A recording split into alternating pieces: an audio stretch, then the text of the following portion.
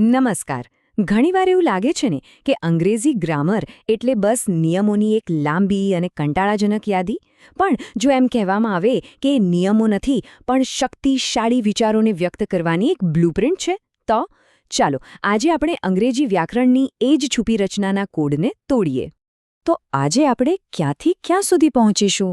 સૌથી પહેલાં આપણે વાક્યની અસલી તાકાતને સમજીશું.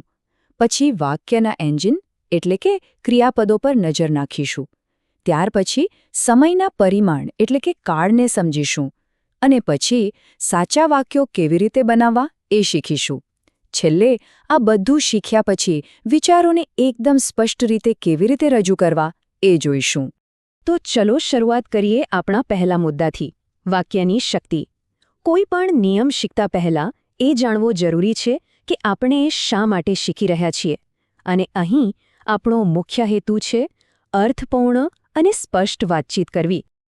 આ વાક્ય જુઓ, honesty is the best policy, એટલે કે પ્રામાણિકતા એ શ્રેષ્ઠ નીતિ છે. આ ખાલી શબ્દોનો ઢગલો નથી, ખરું ને? આ એક સંપૂર્ણ અને શક્તિશાળી વિચાર છે. બસ ગ્રામર આપણને આ જ તાકાત આપે છે, આપણા વિચારોને વ્યવસ્થિત રીતે ગોઠવીને બીજાઓ સુધી પહોંચાડવાની. ચાલો બીજા થોડા ઉદાહરણો જોઈએ. જેમ કે ભવિષ્ય ઉજ્જવળ છે, સુખ સારા કાર્યોમાંથી આવે છે, કે પછી શિક્ષણ જીવન માટે મહત્વપૂર્ણ છે. આ બધા પોતપોતાની રીતે સંપૂર્ણ વિચારો છે, અને આ વિચારોને વ્યક્ત કરવા માટે આપણને વ્યાકરણના એક મજબૂત માળખાની જરૂર પડે છે. પણ સવાલ એ થાય કે આવા વાક્યો બને છે કેવી રીતે? એની પાછળનું મિકેનિઝમ શું છે?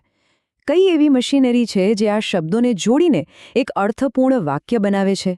ચાલો એને જ સમજીએ. અને એનો જવાબ છે ક્રિયાપદ.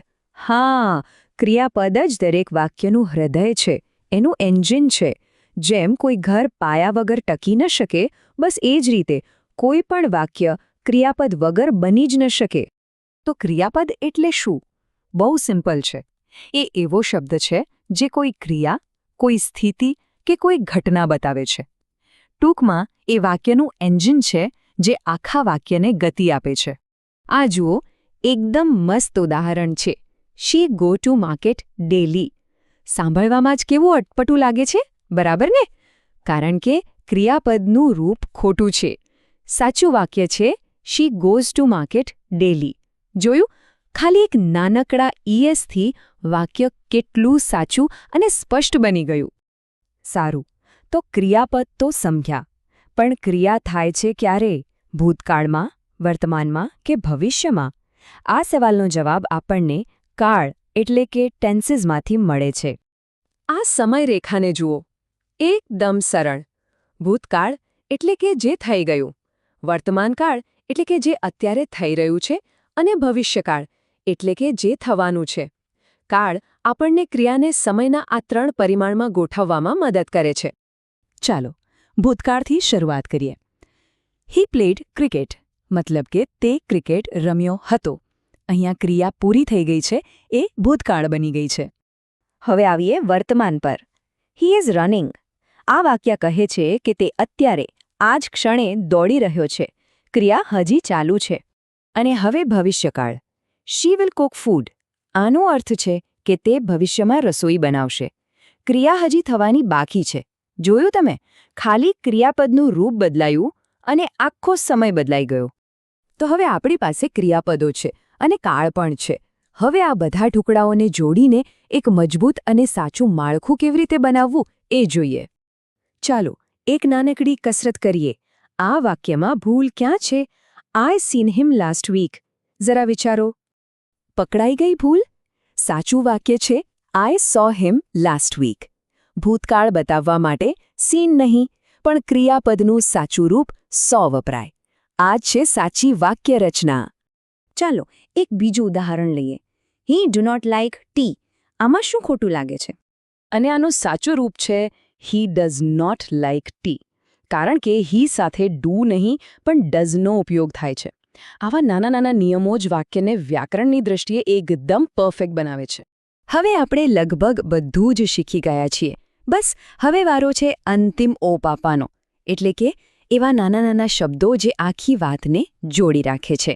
જેમ કે મકાનમાં સિમેન્ટ કામ કરે, બસ એવું જ. આવી ખાલી જગ્યાઓ પૂરવા માટે એક સિમ્પલ 3 સ્ટેપની પ્રોસેસ છે. પહેલા વાક્યનો સંદર્ભ સમજો, પછી કયો શબ્દ ખૂટે છે એ ઓળખો અને છેલ્લે ત્યાં બંધ બેસતો તાર્કિક શબ્દ મૂકો. જેમ કે આ વાક્ય જુઓ, "There is a book dash the table." અહીંયા પુસ્તક અને ટેબલ વચ્ચે શું સંબંધ હોઈ શકે? અહીંયા આવશે on. There is a book on the table. બસ, આ એક નાનકડા શબ્દે વાક્યને પૂરો અર્થ આપી દીધો. તો બસ આપણે આવી ગયા છે આપણા અંતિમ પડાવ પર, વ્યાકરણ સાથે નિર્માણ. અહીં આપણે જોઈશું કે કેવી રીતે આ બધા નિયમો ભેગા મળીને વાસ્તવિકતા બનાવે છે. તો આખી વાતનો સાર શું છે? આપણી પાસે હવે એક મસ્ત ગ્રામર ટૂલકીટ છે, જેમાં ક્રિયાપદો ક્રિયાને આગળ ધપાવે છે, કાળ આપણને સમયનું ભાન કરાવે છે, વાક્યરચના સ્પષ્ટતા લાવે છે અને નાના નાના શબ્દો આપણા વિચારોને એકબીજા સાથે જોડે છે. આ બધું એ જ બતાવે છે કે વ્યાકરણ કોઈ બોજ નથી, પણ આપણા વિચારોને પાખો આપવાનું એક શક્તિશાળી સાધન છે.